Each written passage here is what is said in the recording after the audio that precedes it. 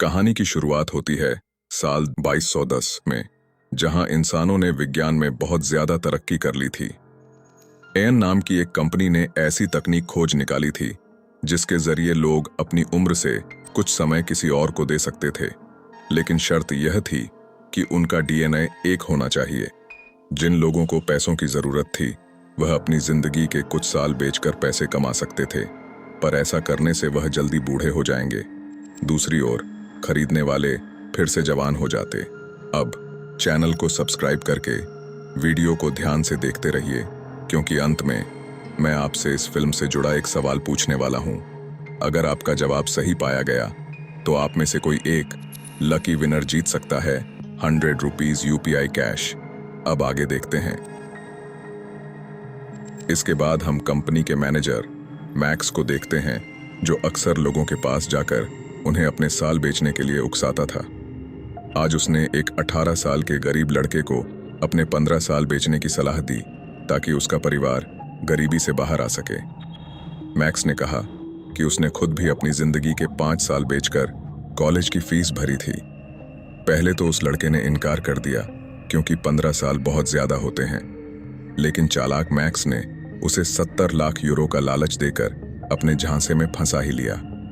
इसके बाद max company के ऑफिस गया, जहां कई लोग एन के खिलाफ नारे लगा रहे थे।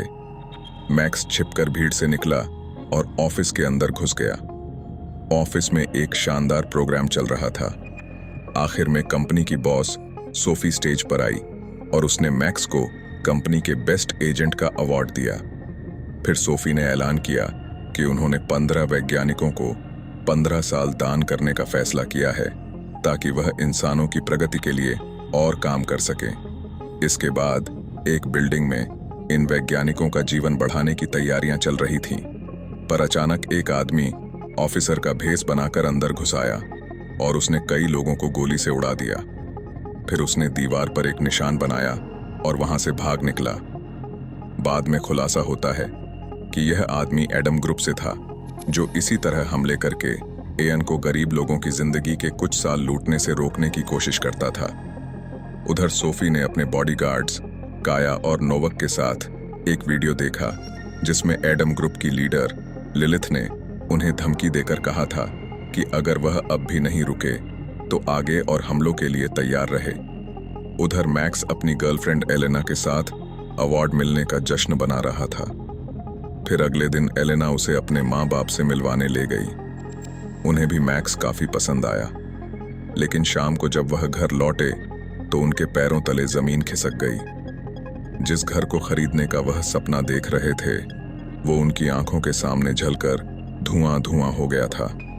इसी के साथ उनका सारा सामान और पैसा भी जलकर राख हो गया। खैर, अगले दिन वो इंश्योरेंस कंपनी से नुकसान के पैसे लेने गए, लेकिन कंपनी वालों ने कहा कि वह घर से निकलने से पहले मोमबत्ती बुझाना भूल गए थे, इसीलिए उन्हें पैसे नहीं दिए जाएंगे। इसमें कंपनी वालों की गलती थोड़ी है। उन्हें समझ नहीं आ रहा था कि आखिर बैंक का कर्ज कैसे उतारा जाए। और तब एलेना ने मैक्स को बताया कि उसने अपनी जिंदगी के कुछ साल गिरवी रखकर बैंक से लोन लिया था। मैक्स को इसकी कोई जानकारी नहीं थी।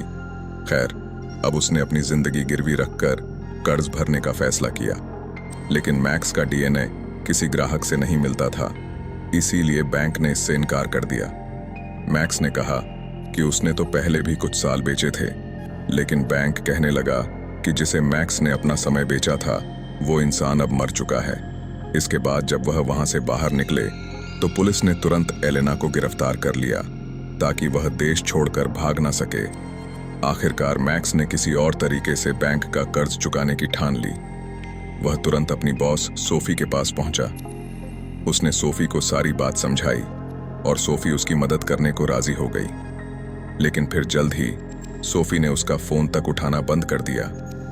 अब मैक्स के पास कोई चारा नहीं था और बैंक ने एलेना की जिंदगी से 40 साल निकालने का फैसला किया।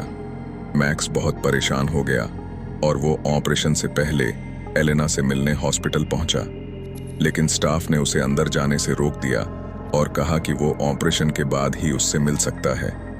यह सुनकर मैक्स गुस्से से भर गया और अचानक भागकर एलेना का कमरा ढूंढने लगा, लेकिन जल्द ही काया और उसकी टीम ने उसे पकड़ लिया। उधर एलेना को ऑपरेशन के वक्त एक वकील ने कॉन्ट्रैक्ट पढ़कर सुनाया, जिसे सुनकर एलेना आपे से बाहर हो गई और भागने की कोशिश करने लगी, लेकिन डॉक्टर्स ने उसे इंजेक्शन देकर बेहोश कर दिया। इसके बाद उसकी जिंदगी के 40 साल निकालकर साथ के कमरे में मौजूद एक इंसान को दे दिए गए। आखिरकार ऑपरेशन के बाद मैक्स एलेना को घर वापस ले आया। अब वह काफी बूढ़ी दिखने लगी थी। बेचारे मैक्स का सपना था कि उसके साथ एलेना के बच्चे होंगे, लेकिन अब यह भी नामुमकिन था और जल्द ही उन दोनों के बीच दूरियां बढ़ने लगीं। मैक्स ने उसे सहारा देने की बहुत कोशिश की, लेकिन एलेना ने खुद को सबसे दूर कर लिया। फिर एक दिन मैक्स को कंपनी से फोन आया और पता चला कि उसकी प्रमोशन हो गई और तनख्वाह भी बढ़ा दी गई है। लेकिन मैक्स की नज़र में अब इसकी कोई अहमियत नहीं थी। उसने गुस्से में आकर सोफी से बात करने की कोशिश की, लेकिन काया बीच में आ गई और सोफी उसे अनदेखा करके चली गई। पर अचानक मैक्स को एहसास हुआ कि सोफी पहले से काफी जवान दिख रही थी। खैर, घर लौटकर उसने एलेना के साथ प्यार भरे लम्हे गुजारने की कोशिश की और उससे वादा किया कि वह एलेना के 40 साल वापस दिलाकर रहेगा। कुछ देर बाद एलेना के पेट में जोरदार दर्द होने लगा और उसका कुछ खून भी बह रहा था, तो मैक्स उसे तुरंत हॉस्पिटल लेकर गया। जब डॉक्टर्स ने जांच की तो पता चला कि ऑपरेशन से पहले एलेना प्रेग्नेंट थी, पर अचानक ही उसके बूढ़े हो जाने से उसके पेट में पल रहे बच्चे की मौत हो गई थी। इससे एलेना और मैक्स दोनों का दिल चकनाचूर हो गया और आखिरकार एलेना ने अपने माँ बाप के साथ रहने का फैसला किया। अब मैक्स एकदम अकेला हो चुका था और तन्हाई में वह एक पार्क में ग्रुप से बात की तो उन्होंने मैक्स को नकली पासपोर्ट बनवाने के लिए एक गुप्त जगह का पता दिया। वहां उसे पता चला कि उस ग्रुप के पास जाने से पहले उसे यह पता करना होगा कि एलेना के 40 साल आखिर किस इंसान को मिले थे। बाद में मैक्स एक होटल में जाकर छिप गया और उसने सोफी को अगवा करने का प्लान बनाया। उसे शक था कि सोफी ने ही एलेना के साल चुराए थे। अब उसने अगले कुछ दिन तक सोफी की परछाई बनकर हर जगह उसका पीछा किया। आखिरकार एक जगह वह बिना गार्ड्स के थी, तो मैक्स ने एडम ग्रुप के आदमी का फेस बनाकर उस पर हमला करके उसे बेहोश कर दिया। फिर उसने वहां एडम ग्रुप का निशान बनाया ताकि किसी को उस पर शक ना हो। इसके बाद वो एलेना को एक सुनसान बिल्डिंग में लाया जहां उसने सोफी को बांध रखा था। एलेना को यह सब ठीक नहीं लग रहा था, लेकिन मैक्स ने कहा कि वह कुछ भी गलत नहीं कर रहे। इसके बाद वह एक समुद्री जहाज में चढ़कर लिथुआनिया की ओर निकल पड़े। उधर काया और नोवक कैमरा फुटेज के जरिए किडनैपर को ढूंढने में लगे थे। जल्द ही उन्हें एहसास हुआ कि ये कंपनी के ही एक आदमी का काम है, तो वो भी उसे पकड़ने निकल पड़े।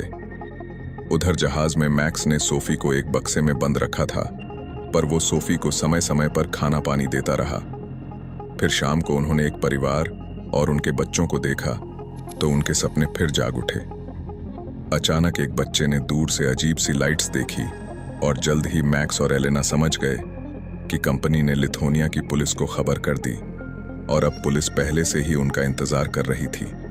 फिर मैक्स ने उस परिवार को मोहरा बनाकर बचने का प्लान बनाया। जब पुलिस जहाज से निकलने वाली गाड़ियों की जांच कर रही थी तो मैक्स ने उसे धमकी देकर डिलीवरी वाला बनने को कहा और खुद एलेना और सोफी के साथ पीछे छिप गया। आखिरकार वह पुलिस को चकमा देकर बच निकले, लेकिन एलेना को यह बात बिल्कुल अच्छी नहीं लगी कि मैक्स ने मासूम लोगों की जान खतरे में डाली। खैर, जल्द ही वो उनकी वैन लेकर भाग गए, पर अचानक उन्हें बीच में ही रुकना पड़ा। तब सोफी ने अचानक यह खुलासा किया कि वह सोफी नहीं बल्कि उसकी बेटी मैरी है। मैक्स को उसकी बातों पर यकीन नहीं हुआ, क्योंकि वह जानता था कि सोफी की एक बेटी थी जो कुछ साल पहले मर गई थी। पर मैरी ने कहा कि सोफी उसे एक आम जिंदगी देना चाहती थी, इसीलिए उसने दुनिया से यह बात छिपा कर रखी। मैक्स को अब भी उस पर शक था, इसीलिए वह मैरी को लेकर एक सुनसान जगह पर आ गया। मैरी ने दोबारा कहा कि वह सोफी नहीं है, उल्टा उसे तो खुद अपनी माँ की कंपनी का काम पसंद नहीं। पर मैक्स कहने लगा कि अगर यह सच है तो भी मैरी का डीएनए एलेना से मिल ही जाएगा। अब माँ बेटी का डीएनए तो सेम ही होगा ना। लेकिन एलेना को यह हरगिज मंजूर नहीं था। इसीलिए वह गुस्से में वहां से चली गई। उधर नोवैक और काया को मैक्स का पता चल गया था और वह तुरंत उस पर हमला करने की तैयारी में जुट गए। लेकिन उससे पहले ही एडम ग्रुप के बॉस लिलिथ ने अपने साथियों के साथ एलेना को ढूंढ लिया।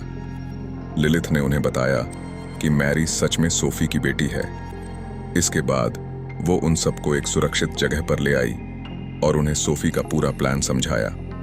असल में सोफी तो बहुत पहले एलेना की उम्र छीनकर जवान होना चाहती थी, पर फिर मैक्स और एलेना ने शादी कर ली। इसीलिए सोफी ने उनके घर पर आग लगवाकर मैक्स के डीएनए वाले आदमी को मार डाला। तभी मैक्स के फोन पर गैर कानूनी क्लिनिक का पता आया, जो सिर्फ और सिर्फ 6 घंटे के लिए ही खुला था। वहां पहुंचने के लिए उन्हें सोफी को मारने में लिलिथ की मदद करनी होगी। कुछ ही देर में काया ने अपनी टीम के साथ पूरी बिल्डिंग को घेर लिया।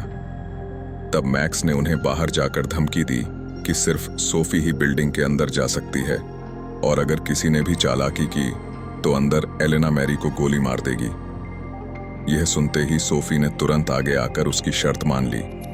तब काया ने पूछा कि मैक्स को कैसे पता कि सोफी उनके साथ आई है, और वह तुरंत समझ गई कि यह कोई चाल है। तभी अचानक एडम ग्रुप ने एयन वालों पर गोलीबारी शुरू कर दी और वहां पर दोनों गुटों में जबरदस्त लड़ाई शुरू हो गई। इस लड़ाई में नोवैक और लिलिथ की मौत हो गई और वहीं मैक्स एलेना और मैरी को गैराज में ले आया। तभी अचानक मैरी ने बंदूक उठाकर एलेना को मारने की कोशिश की, लेकिन वह बंदूक बिल्कुल खाली थी। यह देखकर एलेना को बहुत गुस्सा आया, क्योंकि कुछ देर पहले ही उसने मैरी की जान को बख्शा था।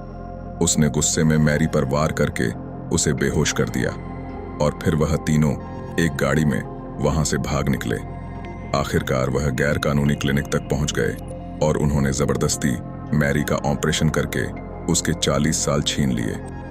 कुछ देर बाद मैरी एक ट्रक ड्राइवर को सड़क पर मिली और वो मैरी को शहर छोड़ आया। आखिरकार वो अपनी माँ सोफी से मिली, जो उस हमले में बुलेट प्रूफ जैकेट की वजह से बच गई थी। कुछ ही दिनों में मैरी तेजी से बूढ़ी होने लगी और अब सिर्फ सोफी ही उसे नई जिंदगी दे सकती थी। लेकिन सोफी इतनी खुदगर्ज निकली कि उसने अपनी बेटी को साल देने से मना कर दिया। आखिरकार मैक्स एक बीच पर एलेना से मिलने आया। अब वो पहले जैसी जवान और प्रेग्नेंट थी, लेकिन अपने नए पति के साथ। दूसरी ओर मैक्स एडम ग्रुप में शामिल होकर सोफी की कंपनी को खत्म करके मासूमों की जान बचाने के मिशन में जुट गया था। आज का लकी ड्रॉ क्वेश्चन है, अगर आपको अपनी जिंदगी के कुछ साल पैसे या ताकत के बदले देने का मौका मिलता तो आप क्या करते, क्यों या क्यों नहीं? अपना सही जवाब YouTube कमेंट बॉक्स में दें। YouTube कमेंट से ही कोई एक लकी विनर चुना जाएगा। लकी विनर अगले संडे को एक्स पर, मतलब कि ट्विटर पर अनाउंस किया जाएगा। हमें वहां फॉलो करके अपना दोस्त बना लें। विनर एक्स पोस्ट अनाउंसमेंट के साथ साथ आपको पर्सनल मैसेज करके भी अलर्ट किया जाएगा। तो जल्दी से अपना सही जवाब कमेंट करें। हमारे चैनल से जुड़ने के लिए आपका धन्यवाद।